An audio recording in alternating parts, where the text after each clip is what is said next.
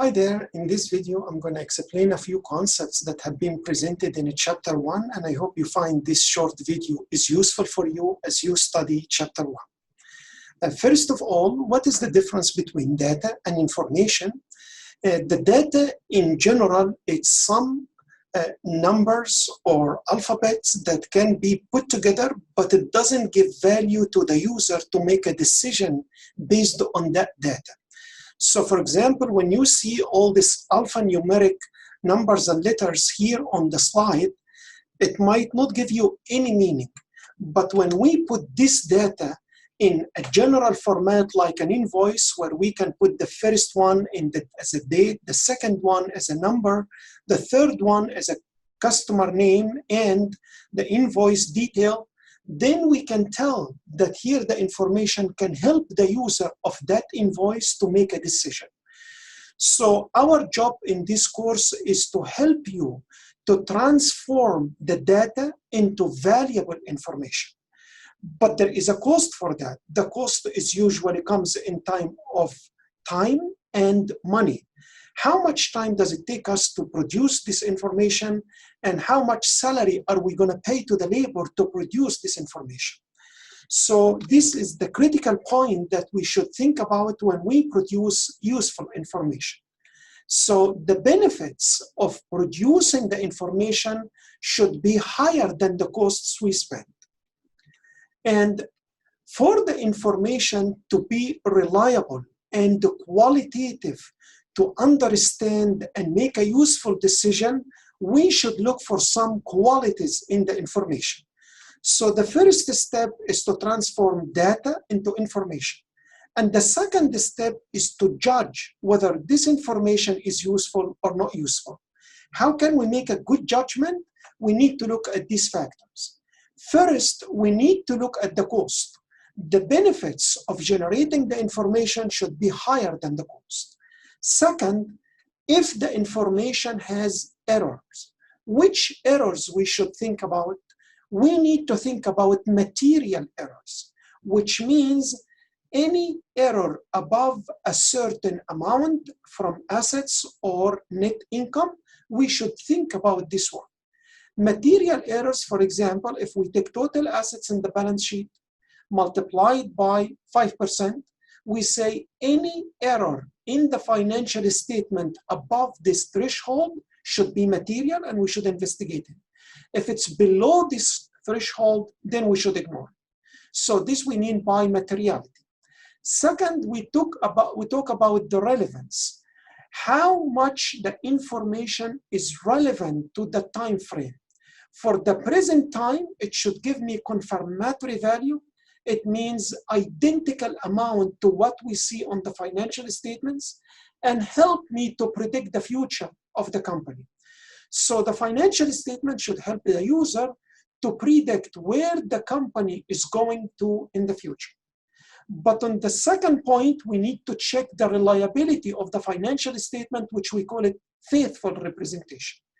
The financial statement should be complete, which means nothing is missing. Should be neutral, which means no bias in the financial statements. It means we shouldn't produce a certain set of financial statement for the tax department and another set of financial statement to the management. It should be one without any bias. Then the financial statement should be free from unintentional errors and fraud. So the financial statement should be free of error. But when we talk about error, what kind of error? It's usually the material error, not immaterial. And if two persons look at the financial statements, they should come up with the same decision, which we call it comparability. And then the financial statements should be documented by evidence to show that the numbers included in the company's report are verifiable. Of course, the financial statement should be presented to the users on time, which we call it timeliness, and in a language that can be understood by the users. So to judge the information in a report that are useful or not, we should look for all these characteristics. Here the language. So The transactional information between internal and external parties, how does it flow? First of all, we usually have in any business people and machines. They get engaged together to make some activities or processes. For example, sales activities, or expenditure activity, or production activity, financing, human resource. These are activities are conducted in any business. These activities usually produce information to help in making the right decisions. Who will take the information? It's either internal users or external users. Internal like management, employees, externals like customers, suppliers, banks, government, and so on. And those two types of users, they get engaged together in transactions. The whole course of accounting information system will help you to understand the information included in these transactions and the documents required for these transactions. Let me give you an example for that. Here is the accounting information system where we see the internal users, and here is the vendor, which is external users. How the internal and external, they get engaged together. First of all, we send order to the vendors. Accordingly, the vendor will submit the goods or services along with the invoice, and then we send the payment to the vendor. So here we see some information is going between the two parties, and some documents are also flowing between the two parties. Our job in the accounting information system is to manage the information and the documents. And the second thing, look at the investors.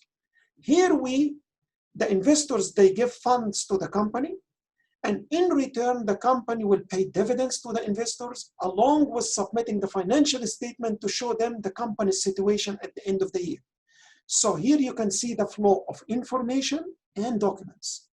Then go to the next one, the creditors, where we take loans from the creditors and we pay back the loans along with the interest.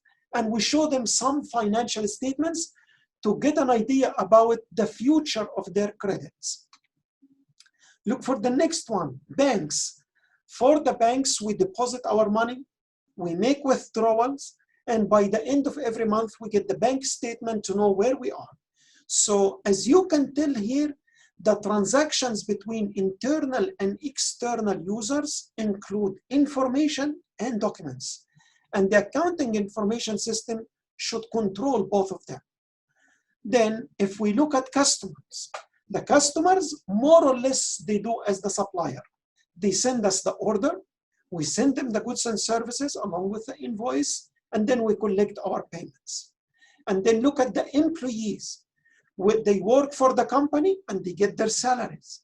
For the management, the company will submit the management reports with the financial statements, and the management will create the budget and the accounting entries.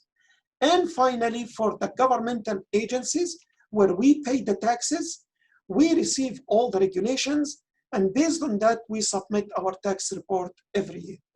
So this can tell you that the internal and external users are always engaging together in different transactions, and the whole course of accounting information system is to help you to control the information and the documents included in these transactions.